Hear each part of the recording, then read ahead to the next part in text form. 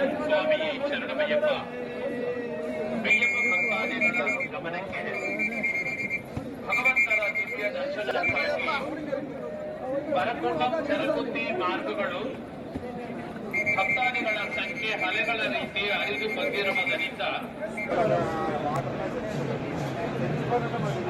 ಸ್ವಾಮಿ ಶರಣು കൂട്ടം പിരിഞ്ഞ് അയ്യപ്പ ഭക്തന്മാർ ശ്രദ്ധിക്കുക. നീലഗിരി കോത്തേരി എന്ന സ്ഥലത്തുനിന്ന് വന്നിരിക്കുന്ന തേജസ് സ്വാമി അതുപോലെ സന്നിധാനത്തോ പരിസരത്തോ ഉണ്ട്.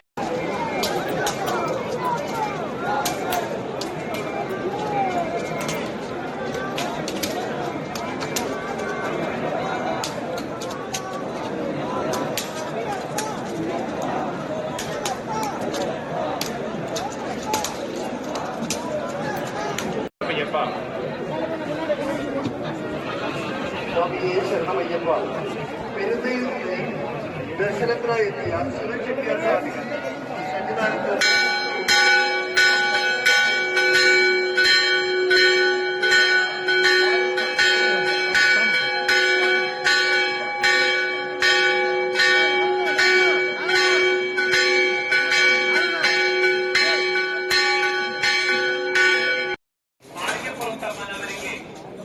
ಕೆಲವು ಅರಿಕೆಗಳನ್ನ ಸಮರ್ಪಣೆ ಮಾಡಿ ಇದೀಗ ಭಗವಂತರ ಸುಖದರ್ಶನಕ್ಕಾಗಿ ಬರುವ ಭಕ್ತಾದಿಗಳಿಗೆ ಅವಕಾಶ ಕಲ್ಪಿಸಿಕೊಡಬೇಕೆಂದು ಭಕ್ತಾದಿಗಳಲ್ಲಿ ಪ್ರಾರ್ಥಿಸುತ್ತೇವೆ.